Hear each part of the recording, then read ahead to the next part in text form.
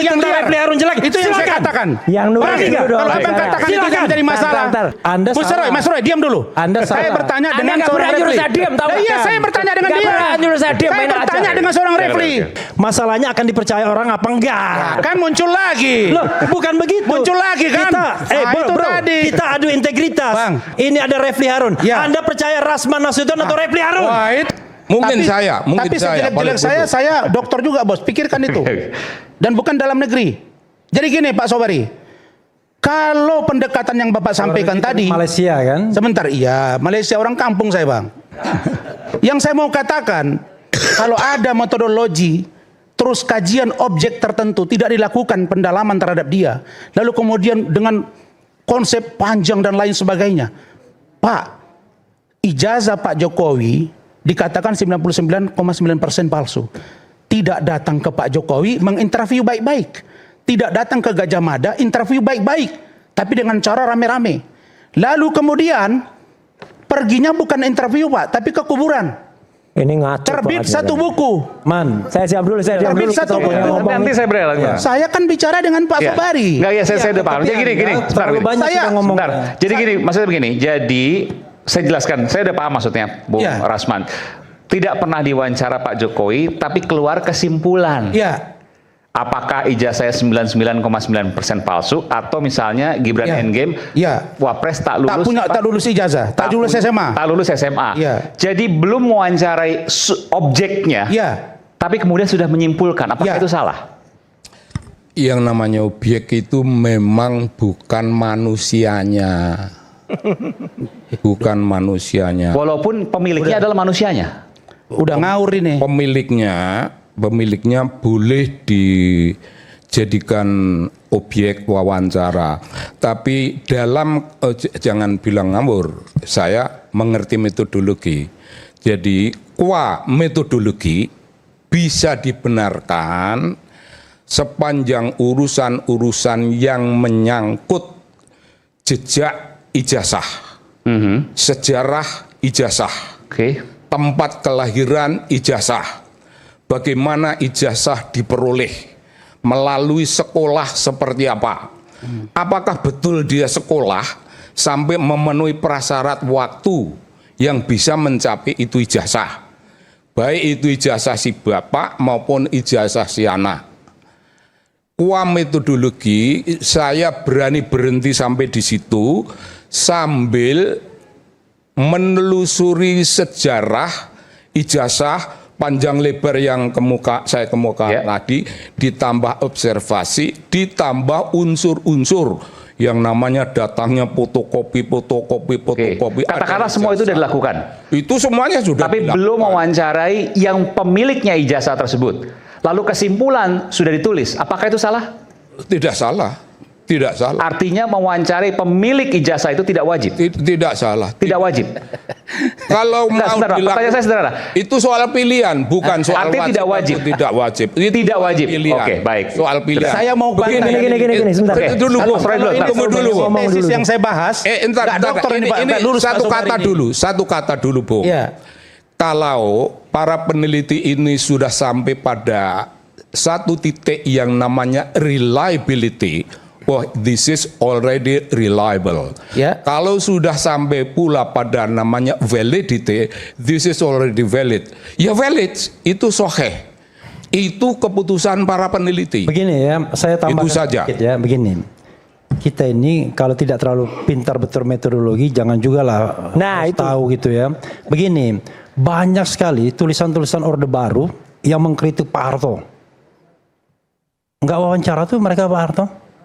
Kenapa begitu? Ditulis di buku juga? Iya, ditulis di buku. Bahkan ada jurnal mungkin? Iya, kita ini kadang-kadang tidak memiliki kemewahan untuk bisa interview yang bersangkutan. Itu satu. Yang kedua, kadang-kadang kita sudah cukup merasa reliable dan valid tanpa mewawancarai orangnya, karena yang diuji adalah objeknya.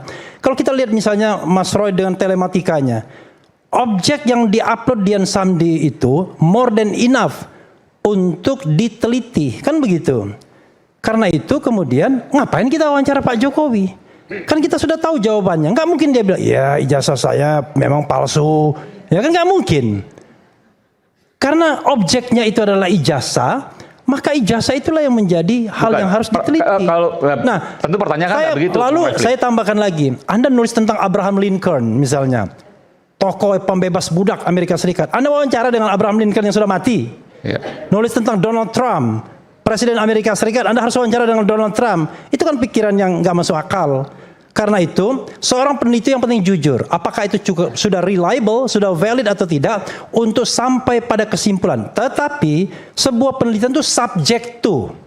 Jadi kalau mengatakan ijazah Jokowi 99,9% palsu, itu subject to yang diteliti oleh Mas Roy Suryo.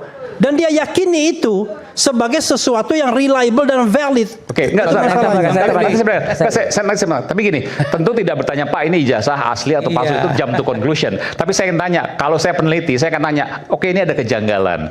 Katakanlah misalnya salinan tadi, ini yang kecil, ini yang besar. Ini gimana Pak Jokowi? Kan begitu? Iya. Lalu kemudian ada misalnya ada garis yang berbeda, ada garis di foto dan seterusnya. Kampusnya juga, Gajah Mada juga. Oke, tentu pertanyaan saya seperti katakan, tidak semua orang memiliki kemewahan untuk bisa langsung interview Pak Jokowi. Tapi kalau punya konsekuensi hukum nggak boleh dong Bang. Konsekuensi ada hukum batasan. apa? Iya, kan mencemarkan nama baik seseorang Bang. Kalau setiap kita melakukan penelitian terhadap pejabat publik dan Anda mengatakan pencemaran nama hukum, Anda tidak pernah baca putusan MK namanya. Apa mau saya tulis besok tentang sosok seorang Refli Harun dengan versi saya? Silakan. Apa saya melakukan kiri kanan? Silakan. Saya kira nggak silakan. Dengan metodologi. Saya tantang, silakan. Bang Refli. Silakan. Saya melihat. Silakan. Intelektual seorang Refli Harun malam ini berubah dan bergeser. Silakan, nggak berani ilmu Anda. adalah kebenaran Bang. Anda ditantang, silakan, nggak berani. Oleh isu. Anda mau menulis tentang Refli Harun jelek. Itu yang saya katakan. Yang nulis kalau Abang katakan itu jadi masalah, saya akan coba cari tahu nanti bagaimana dia. Yang nulis dulu bicara. Boleh, Bang. Oke, silakan. Silakan. Gini. Oke. Silakan tulis tentang Refli Harun buruk oleh Rasman Nasution. Masalahnya akan dipercaya orang apa enggak? Kan muncul lagi. Loh, bukan begitu. Muncul lagi kan?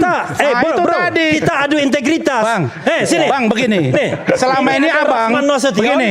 Ini Bang Refli abang saya. Selama ini intelektualnya luar biasa. Ini tapi ada Rasman kok berubah Nasution gitu loh Bang. Ini ada Refli Harun. Ya. Anda percaya Rasman Nasution atau Refli Harun? Wah itu yang keliru Bang. Percaya sama Iman. Itu kata abang. Percaya sama Kalau saya Iman. tanya dengan sana, percaya Rasman apa enggak? Itu apa jawab? Mana? Rasman. Jadi gini. sama Iman. Jadi ilmu itu bukan karena banyaknya orang, tapi pendekatannya objektif. Sudahlah. Itu abang. Oke. Kalau Refli Harun ngomong sama Rasman Nasution, saya harap yang abang dipercaya Refli Harun bukan Rasman. tetap abang konsisten dengan keilmuan. Sudah. Kita boleh salah tapi kita tidak boleh tidak benar, harus benar. Saya kira begitu. Ngomong gak jelas kesana kemari aja bilang benar. Gini, saya jelaskan dikit ya. Tapi saya Adinda Rasman, silakan tulis Refli Harun ya. Teman-teman. Nggak apa-apa, saya orang open mind. Nggak akan dilaporin. Nggak akan saya laporin. Ya. Saya akan uji dan saya akan adakan diskusi. Apakah tulisan dia benar atau tidak tentang Refli Harun? Ya. Sebatas itu ya. Oke, baik.